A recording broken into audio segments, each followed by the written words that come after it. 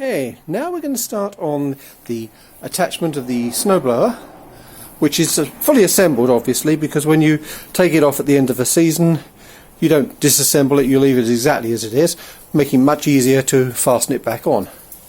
Before you do this, however, you should be aware of one very important thing, and that is that when the snowblower attachment goes back on, the cover over the engine will not go any further than that, which makes it very difficult to check oil or do anything else. So if you want to do anything to your engine before you put the snowblower on, that's probably the best idea.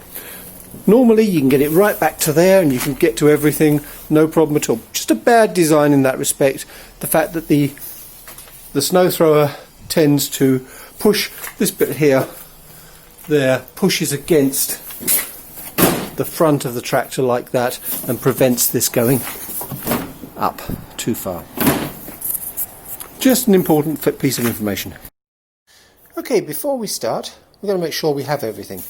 You see here we have the carriage, and here we have the retaining clip, the main bar going across the back, the blower itself, and we have a number of clips in there, the two bars. These two things actually hold the thing in place, and then you have the retaining bars here which lock it into place.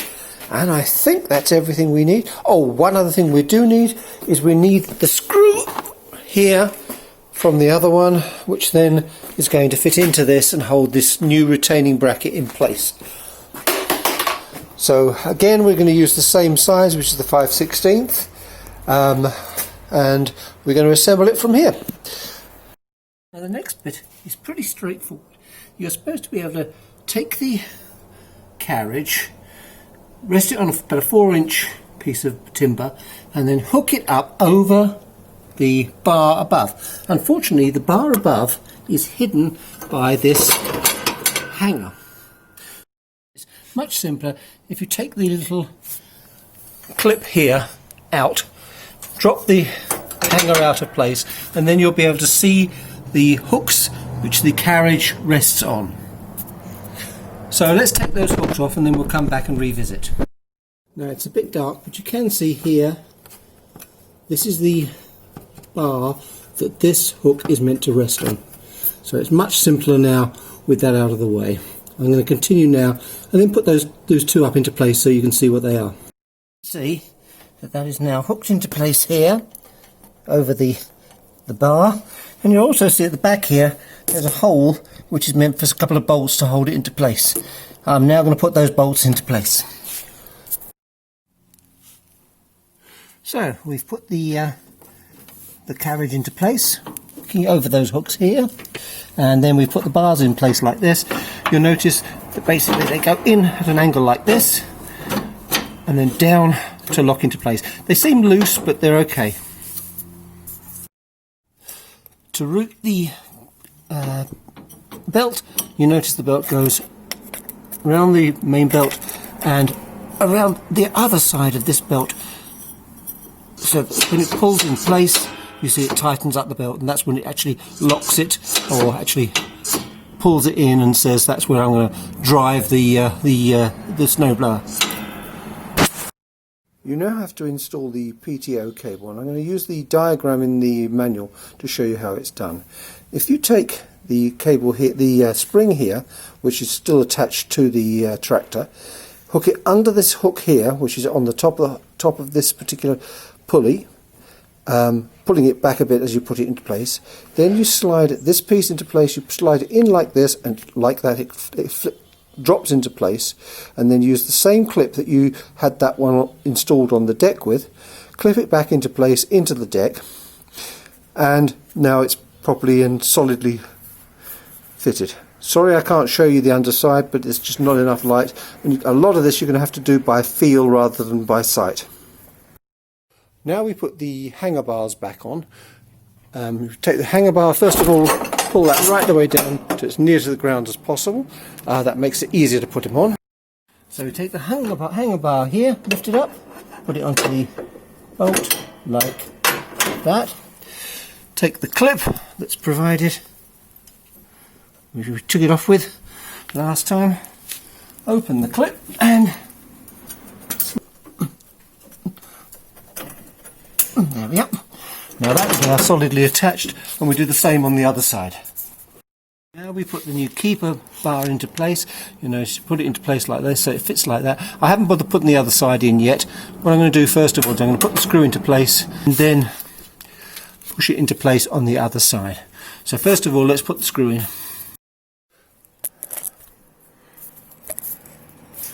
Now in order to get this into place, you'll notice I lift that into place and then hook it into that hole like that, like that.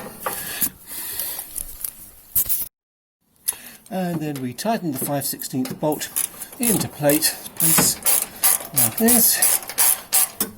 Okay, nice and tight. Make sure that's nice and tight. Make sure nothing's knocking, and that is complete.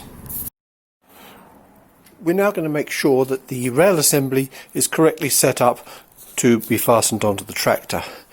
Rail assembly here, you notice that the two sides of the belt come down to the two pulleys here, goes on the outside of one belly pulley, inside of the other, round like this and then back. That way you can make sure that the inside of this one is on the flat side, the inside of this one is on the pointed side, fits into the correct shape of the pulley. Make sure that the spring is in place properly, and make sure the belt is properly fastened all the way around. We're now ready to put the tractor over the rail. You notice also I put a couple of 4-inch or a couple of 2.5-inch pieces of wood underneath the rail here. That's going to make it easier to put the tractor into place and to actually raise it and put the bolts into place. So we've slid the tractor back into place and we've made sure that it fits approximately correctly with the tractor, the rail itself. And you'll notice here the hole, you can see right the way through the hole to the other side. I had to raise it slightly. I've used a standard car jack just to raise it the extra inch to make it fit that hole perfectly. So now we're going to try and put the pins in place and to locate them. Okay. We've got the bolt through here, as you can see. We take the clip, we just put it into place like this, make sure it fits through the holes. Where are the holes? There we are, there's the holes. Fit it through from this side, and slide it into place like that, and lock it into place. Now that's locked into place, that's not going to move. It may seem a bit loose, don't worry about it too much, because remember, when the weight goes back on it, it's going to hold it very firmly in place. And now we do the same with the other side. To fasten two front supports to the front of the tractor to join it down onto the rails of the snowblower, you'll need a bit of assistance. I would suggest what you do is you get one person controlling the arm and the other person slotting the two into place. You'll see here that they're actually already in place down here.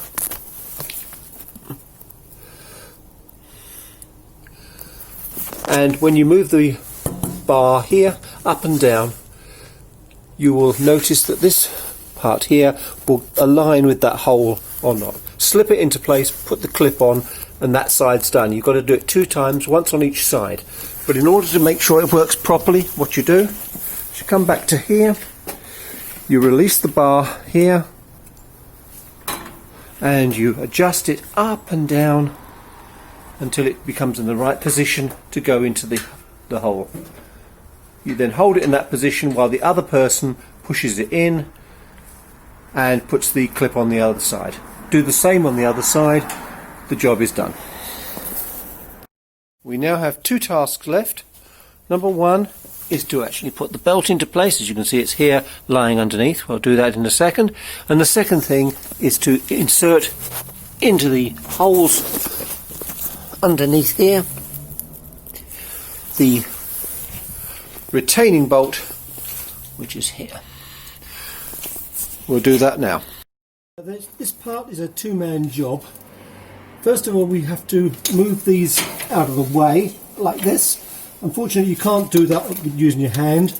and equally well you can't do that at the same time as actually putting the belt here up onto the pulley at the back. So the best way of doing this is to use a standard wrench like this. Drop the wrench into the hole like this, get it into place, and drop it into the hole like this. There we are, that's in place, and then use the wrench to pull it right out like this until it locks it, until it goes into place. Hold that, and then the other person will actually put the belt back onto the pulley at the very end. Stop. He was crackling. What now? Go on, pull it round. Yeah, that's it. Good.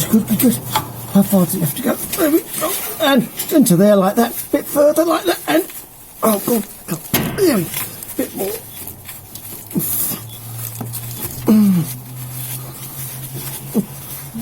That's it. It's in place. Now let it go. And it should fit perfectly. That's perfect.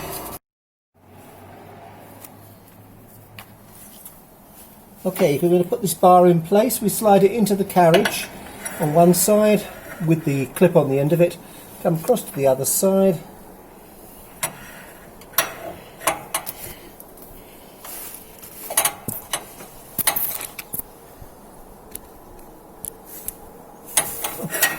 and push it through the other side, and then take the clip on the other side and just clip it into place as normal.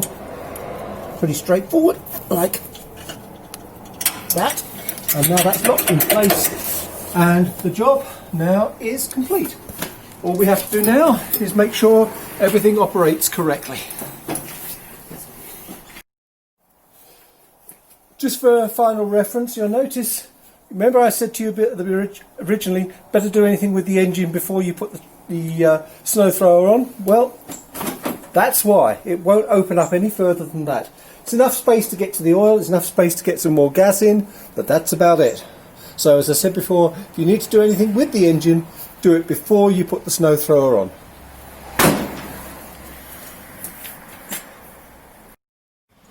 Okay, we're going to start the tractor and see what happens. Number one, put the brake on. Number two, put it up into full choke position, start the engine.